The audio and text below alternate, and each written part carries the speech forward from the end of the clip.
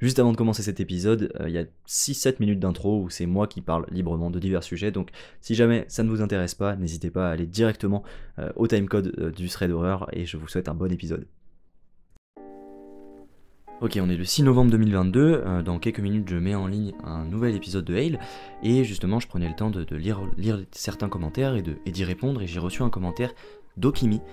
Bonjour à toi Okimi, merci beaucoup, et enfin, de toute façon vous allez comprendre, mais en gros, je viens de finir de répondre à Okimi, et c'est vraiment une réaction à chaud que je donne, parce que ce commentaire que Okimi m'a fait sur l'épisode 23, si vous voulez aller voir sur l'épisode 23, a été hyper enrichissant pour moi.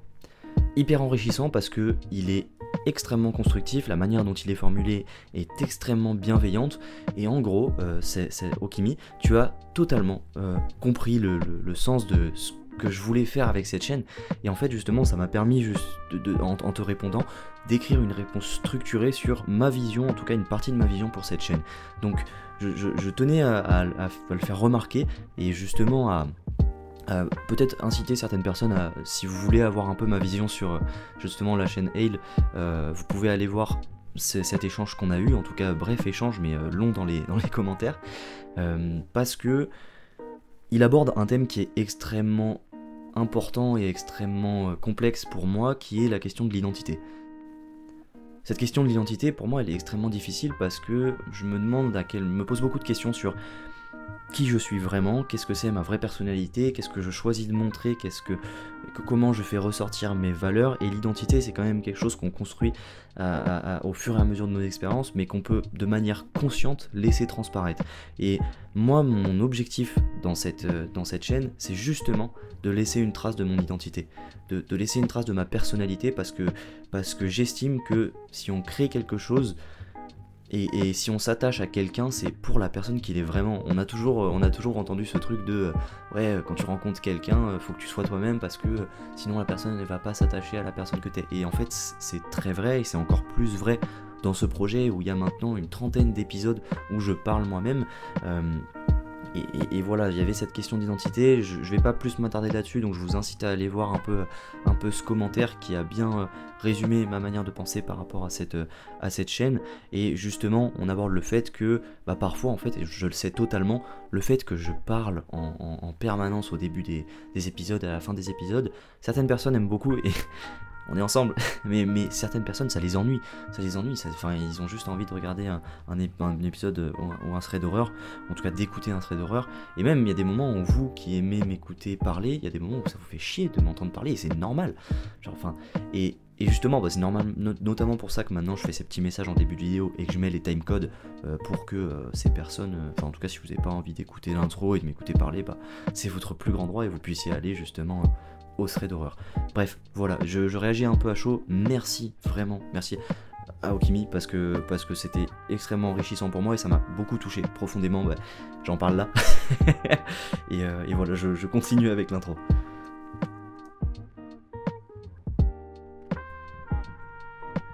Bonjour à tous, j'espère que vous allez bien. On se retrouve pour un nouvel épisode de Hail, ça fait plaisir, on se retrouve encore. Bon petit rythme en vrai, bon petit rythme. J'espère que tout le monde va très bien, que vous passez une bonne semaine, parce que cet épisode sort normalement le mardi exactement. Donc j'espère que votre semaine a bien débuté, c'est un peu encore une fois le rituel. Donc je vais pas trop parler en introduction, parce que c'est un épisode un peu dans le rush, c'est un épisode qui va être peut-être plus court que d'habitude, mais merci beaucoup pour vos retours alors sur les 2 derniers épisodes, parce que comme d'habitude vous faites trop chaud au cœur, vous m'encouragez énormément, et c'est un bonheur vraiment de vous lire et même de lire les encouragements, de voir que mine de rien, les idées qui sortent et les idées qui sont proposées par d'autres gens plaisent aux autres et tout, c'est génial, genre vraiment c'est trop cool. Maintenant que j'y pense, il y aura le lien du premier épisode du podcast qui est disponible sur Spotify. Alors c'est le premier que j'ai enregistré, donc forcément c'est le plus mauvais.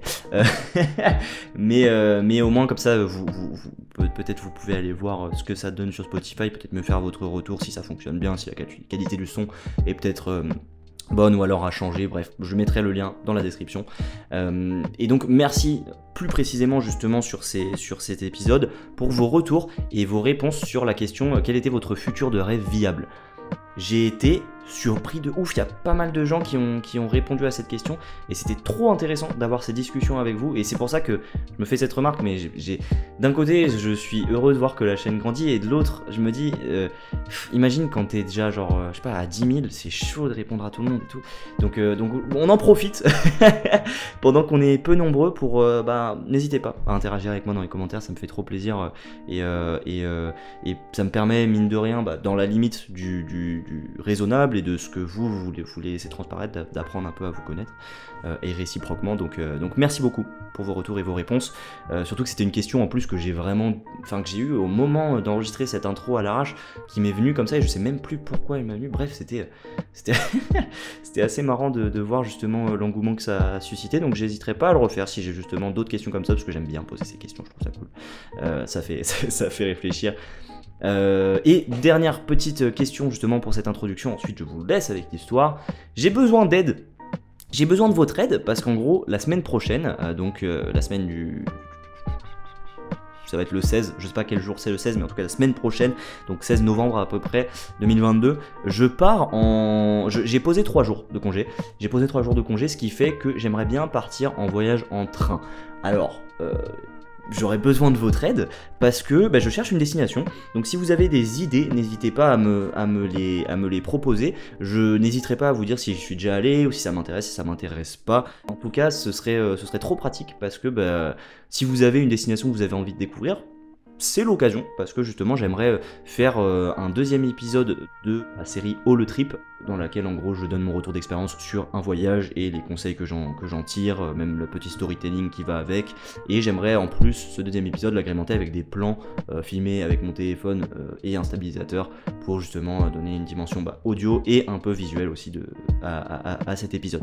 Donc si jamais vous avez des idées qui soient accessibles en train depuis Paris, je suis trop preneur. J'ai vu justement que mes appels et mes questions suscitaient quelques réponses, donc j'en profite. Merci beaucoup à ceux qui me répondront. Et sur ce, enchaînons avec l'histoire. C'est l'histoire de Clémence aujourd'hui.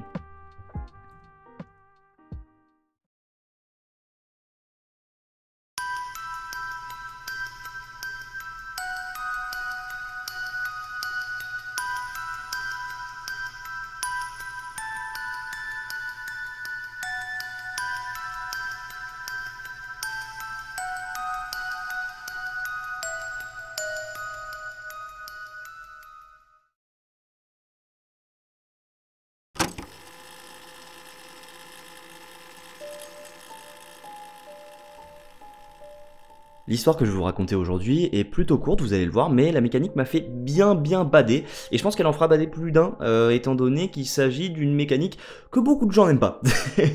Clairement, je vous avoue que cette histoire, je l'ai trouvée en me baladant sur le subreddit où je pioche ces histoires, donc soit Let's Not Meet, soit Creepy Encounters, et en gros, je cherchais une histoire pour un épisode plus tard, vraiment dans quelques semaines, et je suis tombé sur cette histoire plutôt courte, et je me suis dit, let's go. On la raconte parce qu'elle est assez flippante. Donc Clémence commence son histoire en nous précisant que ça fait très longtemps qu'elle lit le subreddit sur lequel elle poste, mais qu'elle n'a jamais passé le pas de poster son histoire à elle, parce qu'elle ne voulait pas vraiment se replonger dedans. C'est une histoire qui l'a pas mal marquée. Tout cela s'est passé il y a maintenant 6 ans, lorsque Clémence avait 25 ans. Elle décide à cette époque-là de quitter le cocon familial et de prendre un appartement dans une grande ville, en colocation avec 2 de ses amis, John et Mark. Ils se mettent à chercher des appartements et vous vous en doutez, les grandes villes sont souvent plutôt chères au niveau de l'immobilier, ce qui fait que Clémence et ses 2 amis regardent vite dans les quartiers un peu moins bien fréquentés, mais ils trouvent finalement un appartement parfait pour 3 personnes et dans lequel ils se sentent extrêmement bien. Effectivement, le quartier n'est pas d'une très bonne réputation, mais depuis quelques années apparemment il est très dynamique et en réalité Clémence se fiche de la réputation du quartier, elle s'y sent bien et avec le recul, elle ne s'est jamais vraiment sentie menacée dedans. L'histoire se déroule seulement lors de la 2e nuit de Clémence, John et Mark dans leur appartement. Ils viennent tout juste d'emménager, leurs cartons ne sont pas encore défaits. Bref, c'est hyper nouveau. Comme je viens de le dire, ils viennent d'emménager et la journée se passe très bien. La première journée d'emménagement s'est bien passée aussi et la première nuit sans encombre. La 2e nuit, alors que Clémence dort paisiblement dans son lit, elle est soudainement réveillée par le bruit de la porte des toilettes qui s'ouvre et se ferme, et par des pas lourds, un peu comme quelqu'un qui aurait des grosses chaussures de chantier qui se déplacent dans l'appartement. Pour que ça la réveille directement, c'est que ces bruits sont pas très discrets, et ça la saoule parce que déjà elle a été réveillée, et surtout parce qu'elle se dit, si mes potes font autant de bruit tous les matins quand ils se préparent pour aller au travail, on va vite avoir un problème. Donc elle se retourne dans son lit et se replonge sous la couette pour s'endormir de manière à se cacher de la lumière du couloir, et à ce moment-là, Clémence est à demi endormie, quand elle entend les pas se rapprocher de la porte de sa chambre. Bon là c'est vraiment relou, et quelques secondes plus tard, la porte de sa chambre s'ouvre, et la lumière de sa chambre s'allume. Objectivement, il y a peu de choses plus désagréables que la lumière qui s'allume en pleine nuit, et Clémence enlève la couette de sa tête et se met à se retourner en direction de la porte, et à cet instant même, les lumières s'éteignent et la porte se referme en claquant. À ce moment-là, Clémence ne comprend rien à ce qui vient de se passer, mais il y a une idée qui lui vient directement à l'esprit, c'est que ça ressemble pas beaucoup à Mark ou John de faire ce genre de choses. Allumé en pleine nuit, déjà c'est étrange, et surtout en voyant Clémence remuer, il n'aurait jamais claqué la porte de cette manière, il l'aurait fermée doucement en essayant de ne pas plus la réveiller. Clémence jette un coup d'œil à son téléphone pour regarder l'heure. Il est 1h du matin. Là c'est plus ou moins clair, quelque chose cloche dans ce qui vient de se passer. Dans le doute, elle prend son téléphone et envoie un message sur le groupe qu'elle a avec John et Mark, en leur demandant si quelqu'un est réveillé. John répond qu'il l'est, et forcément Clémence est soulagée de l'entendre, parce qu'elle se dit qu'elle vient de taper un petit coup de parano quand même, et que c'est juste son coloc qui a dû se lever en pleine nuit. Mais John poursuit directement en disant que quelqu'un vient d'ouvrir la porte de sa chambre à l'instant. À ce moment-là, le cœur de Clémence se serre, c'est donc pas du tout John, et elle lui répond « Attends, moi aussi, il y a quelqu'un qui vient d'ouvrir la porte de ma chambre et d'allumer la lumière, c'était pas toi ?» Ce à quoi John répond que non, et les deux identifient Mark dans la conversation pour voir s'il est réveillé, mais pas de réaction. Donc Clémence poursuit en écrivant à John ce qu'elle a entendu, et lui demande si lui aussi a entendu les bruits de grosses chaussures vers les toilettes. Au fur et à mesure de cette discussion, les deux amis se mettent à bader plutôt fort, et John prend son courage à deux mains et dit à Clémence « Vas-y, c'est bien trop étrange, je me lève ». Clémence fait de même, et les deux amis sortent de leur chambre et en même temps se dirigent prudemment dans le salon. À ce moment-là, il n'y a pas un bruit dans l'appartement, et la première chose qu'ils remarquent, c'est que la fenêtre du séjour est ouverte et que les stores ont été abîmés. Toujours aucun bruit, et John et Clémence se dirigent vers la porte arrière. En arrivant devant celle-ci, des bruits de pas retentissent sur le porche juste derrière la porte.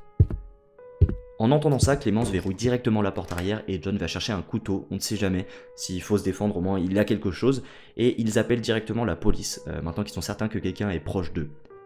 Manifestement, la seule chose que cette personne a pris dans l'appartement des trois amis, c'est un disque dur externe, et vous connaissez la chanson, la police arrive sur les lieux, prend la déposition, puis s'en va, et John ainsi que Clémence n'ont pas réussi à fermer l'œil de la nuit, donc ils sont restés éveillés, en partageant une boîte d'olives noires. Petit détail marrant, chacun son plat de confort après tout, mais c'est vrai que les olives noires, pourquoi pas. Clémence finit son histoire en nous disant que le fait qu'elle n'ait pas vu cet intrus et qu'elle ne puisse pas avoir de souvenir de lui, par conséquent, l'a pas mal aidé à penser à autre chose, et pour rationaliser, la théorie à laquelle elle et ses amis sont arrivés, c'est que cette personne qui s'est introduite chez eux a en fait pensé que l'appartement était désert, et c'est pourquoi il serait rentré dans cet appartement, il ou elle d'ailleurs.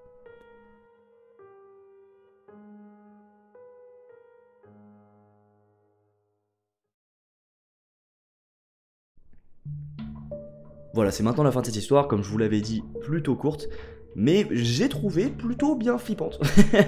J'espère que j'aurai réussi à vous le faire, à vous le transmettre avec des petits effets sonores, une musique sympa. Et sur ce, on va passer à la partie plutôt analyse.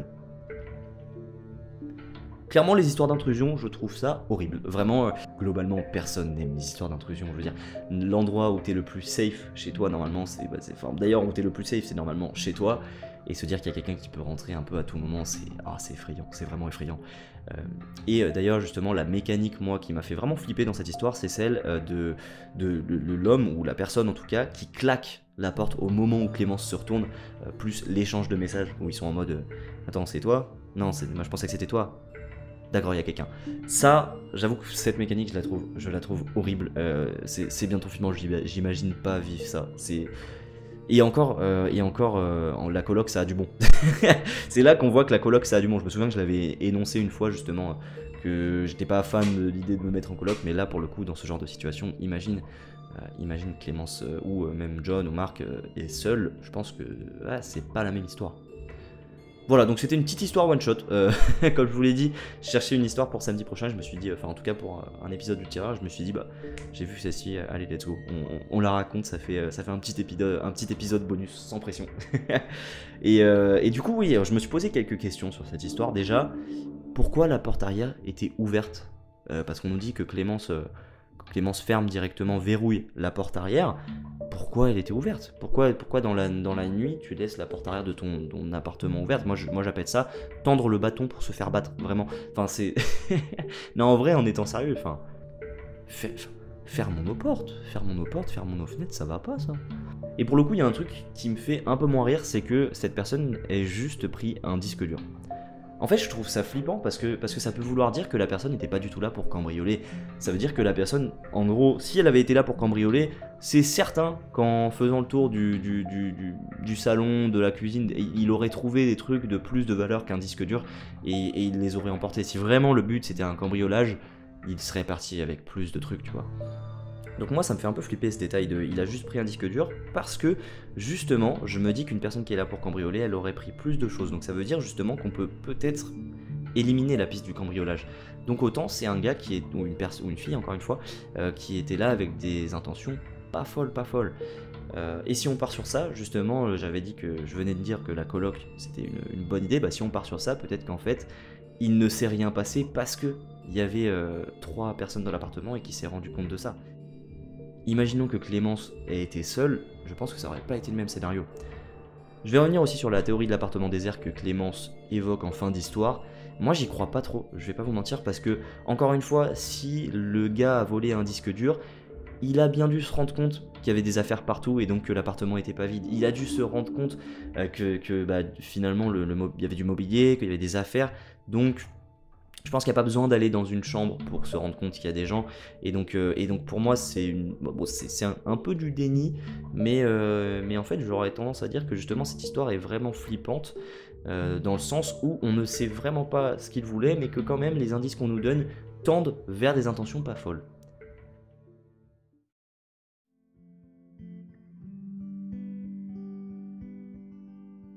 Donc cette histoire potentiellement est vraiment flippante, mais il y a aussi d'autres explications qui sont bien plus rationnelles, bien moins effrayantes, comme celle de plusieurs utilisateurs qui avouent justement dans les commentaires s'être déjà trompés d'étage. S'être trompé d'étage dans leur immeuble et donc être rentré dans l'appartement de quelqu'un en pensant en fait qu'ils rentraient dans leur propre appartement. Et donc dans le cas pour le coup ça peut coller pas mal avec justement la théorie de la personne qui s'est trompée d'étage et qui est entrée, qui s'est rendu compte en allumant la lumière. Ça aurait expliqué aussi pourquoi la personne a allumé la lumière, parce qu'il s'est dit qu'il arrivait dans sa chambre et en fait non. Tu es chez quelqu'un d'autre, bonhomme. Il y a une autre personne qui raconte que son père est rentré par erreur dans une voiture qui n'était pas la sienne et que la femme qui conduisait était terrifiée. Et encore une fois, justement, j'aime bien lire ce genre de commentaires parce que ça montre que parfois ce qu'on va identifier comme des cas extrêmement flippants, extrêmement creepy, parfois il y a des moments où en fait c'est juste une erreur humaine, tu vois. et donc voilà, le but c'est pas non plus de faire de la parano, encore une fois je le dis souvent, mais donc faut être prudent évidemment, mais au moins ça fait décompresser un peu. Et justement j'ai une petite histoire par rapport à ça. J'ai un pote qui, avec un de ses amis, rentrait de soirée complètement torché, vraiment bourré à la mort, et qui en fait ont vu une fenêtre ouverte et sont rentrés dans l'appartement, enfin dans la maison de quelqu'un, et ont mangé des trucs dans le frigo. Voilà, donc autant dire que c'est un comportement horrible, vraiment, genre eux ils le racontent en rigolant, c'est pas drôle. Enfin, je comprends que tu puisses trouver ça marrant avec le recul, mais c'est pas du tout drôle. Imagine-toi le matin voir qu'en fait t'es tout seul chez toi, mais il y a des trucs qui ont été mis sur ta table et qui n'ont pas été rangés, qui ont été mangés avec la fenêtre ouverte. Non, c'est horrible. Genre typiquement, histoire Let's Not Meet, tu vois. Enfin, en tout cas, histoire serait d'horreur. Donc bref, voilà, ça peut arriver justement des personnes qui se trompent d'appartement, qui sont un peu ivres et qui vont dans un appartement qui n'est pas le leur. Donc est-ce que cette histoire est vraie ou fausse? Parce que c'est un peu là où ça nous amène. Moi j'aurais tendance à dire que oui, j'aurais tendance à dire que clairement oui, mais en revanche, incapable de dire si la personne qui est rentrée avait des mauvaises intentions ou si en fait elle s'était juste trompée. Mais la mécanique, encore une fois, m'a fait bien bader et j'espère que c'était la même chose pour vous.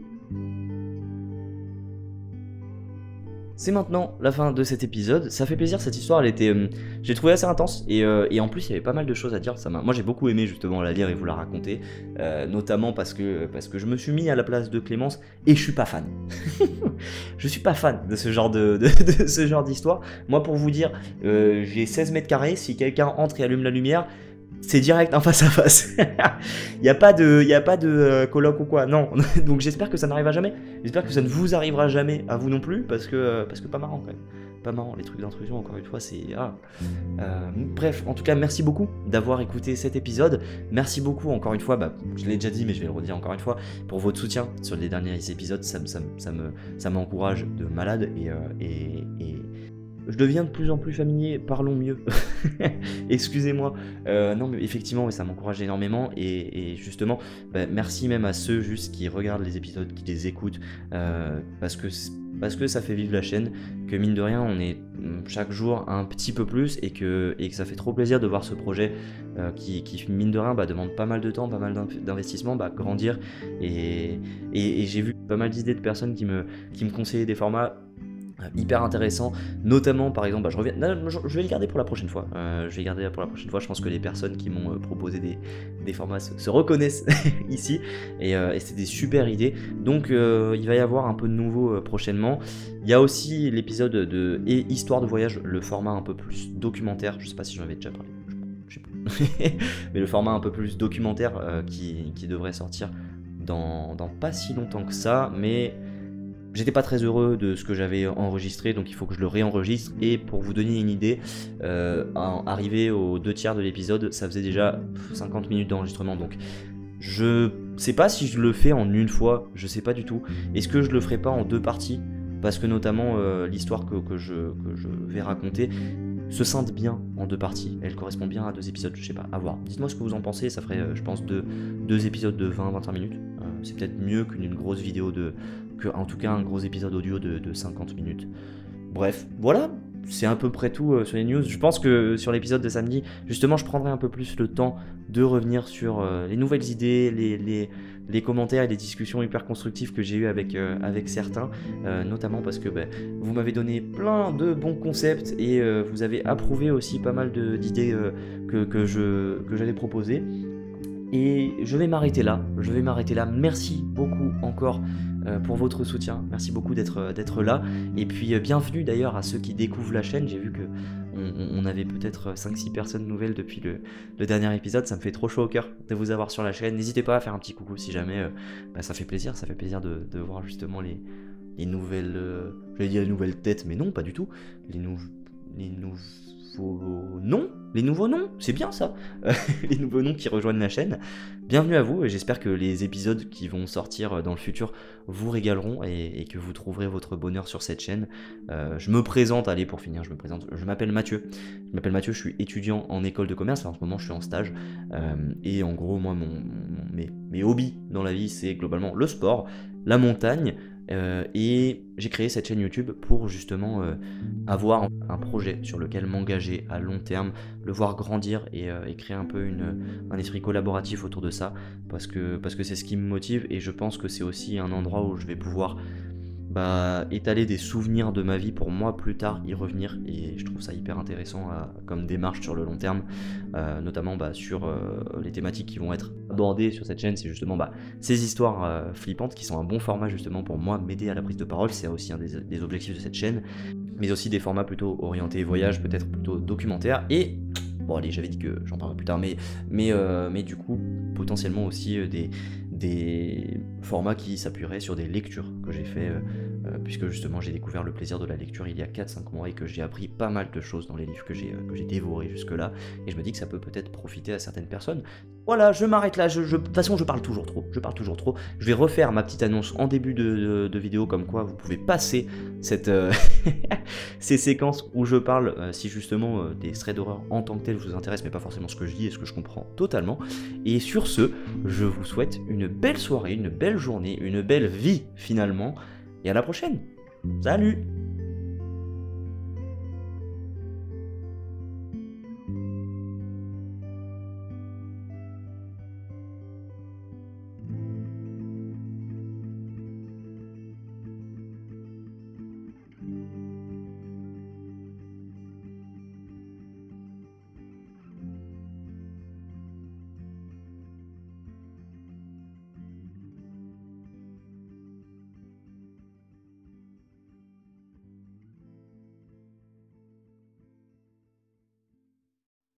Enfin, ça va être difficile de... Wow! Il y a un énorme klaxon dans la rue. Ça arrive, ça arrive presque tous les 2 jours. Un boug qui klaxonne pendant 10 minutes dans la rue à 21h30. On ne fait pas ça. Ça n'existe pas, ça. Hein. On vit dans quel... Putain! Oh. Eh ouais, comment t'enregistres? J'espère que ça s'entend pas.